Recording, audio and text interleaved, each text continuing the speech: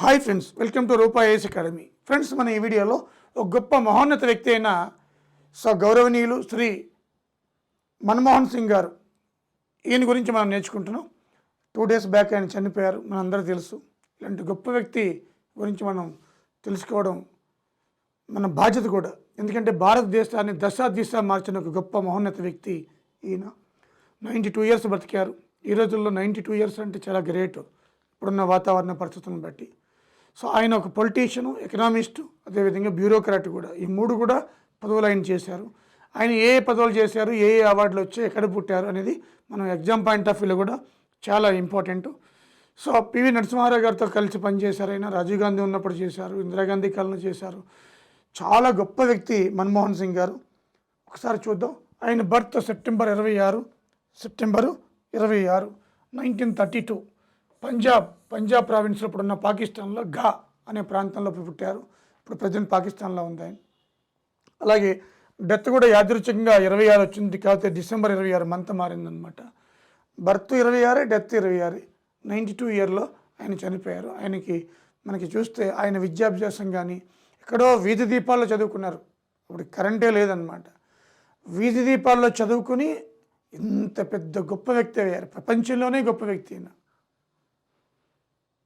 కేంబ్రిడ్జ్లో మనకి అదేవిధంగా doctorate of philosophy చేశారు. ఆక్స్ఫర్డ్లో చదువుకున్నారు, కేంబ్రిడ్జ్లో చదువుకున్నారు, పాఠాలు చెప్పారు. మళ్ళీ ఢిల్లీ యూనివర్సిటీలో చెప్పారు, పంజాబ్ యూనివర్సిటీలో చెప్పారు. సో ఈయన 13th PM ప్రైమ్ మినిస్టర్గా భారతదేశానికి ఉన్నారు. 13వ ప్రైమ్ మినిస్టర్ అనమాట. అలాగే ఈయన పొలిటీషియను, ఎకనామిస్ట్, బ్యూరోక్రాట్. మరి లాంగెస్ట్ సర్వ్డ్ PMలో 4th ర్యాంక్ అయింది. First JL Nehru, second Indira Gandhi, Modi, Manmohan Singh 4వ ప్లేస్లో ఉన్నారనమాట. అంటే భారతదేశానికి అత్యధిక కాలం ప్రధానిగా చేసిన వాళ్ళలో Manmohan Singh 4th rank. Third Modi గారు, first JL Nehru, second Indira Gandhi. ఇవి చాలా ఇంపార్టెంట్ క్వశ్చన్స్ కూడా. అలాగే ఆయన అలంకరించిన పదవులు చూస్తే not only 13th PM but also 10th leader of opposition in Rajya Sabha 98-2004 వరకు ఆయన చేశారు. అంటే leader of opposition in Rajya Sabha, 13th prime minister, అలాగే 22nd ఫైనాన్స్ మినిస్టర్ 91-96లో. ఈ సమయంలోనే పివి నరసింహారావు గారు PMగా ఉన్నప్పుడు ఎకనామిక్ రీఫార్మ్స్ స్టార్ట్ చేశారు. Look East policy, LPG reforms start చేశారు. అలా ఈయన వల్ల ఫారిన్ డైరెక్ట్ ఇన్వెస్ట్మెంట్ ఫ్లో అనేది ఇండియాకి రావడం స్టార్ట్ అయిందనమాట. అలాగే 15th గవర్నర్ ఆఫ్ RBI 82-85లో చేశారు. RBI గవర్నర్గా కూడా చేశారు. అలాగే UNOలో వర్క్ చేశారు 66-69లో. చీఫ్ ఎకనామిక్ అడ్వైజర్గా నారాయణ మిశ్రాగా ఉన్నారు. అలాగే ప్లానింగ్ కమిషన్లో చేశారు. ఒకటి కాదండి ఈయన చేసినవన్నీ కూడా. ఈయనకి అవార్డు చూస్తే ఇక కోకోలలో పద్మవిభూషణ్ 87లో ప్రభుత్వం సత్కరించింది. అలాగే JL Nehru birth centenary award 95లో ఇచ్చారు.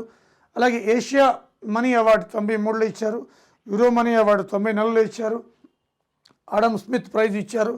అలాగే రైట్ ప్రైజ్ ఇచ్చారు. అలాగే అవుట్ స్టాండింగ్ పార్లమెంటేరియన్ అవార్డు ఇచ్చారు. అలాగే వరల్డ్ స్టేట్స్మెన్ అవార్డు 2010లో వచ్చిందనమాట. ఇది PMగా ఉన్నప్పుడు. ఇన్ని అవార్డ్స్ అండి ఆయనకి. ఇంకా మైనర్ చాలా ఉన్నాయి అన్నమాట. అలాగే మరి ఈయన యొక్క సమాధి ఢిల్లీలో నిగమ్ బోధ్ ఘాట్, మన్మోహన్ సింగ్ గారి సమాధిని ఏమంటాం, నిగమ్ బోధ్ ఘాట్ అంటాం. అదేవిధంగా శక్తిస్థల్ అంటే ఇందిరాగాంధీ గారి సమాధి. అలాగే అభయ్ ఘాట్ అంటే మొరార్జీ దేశాయ్ గారి సమాధి. శాంతివనం అంటే JL నెహ్రూ గారి సమాధి. కిషాన్ ఘాట్ అంటే చౌదరి చరణ్ సింగ్ గారి సమాధి.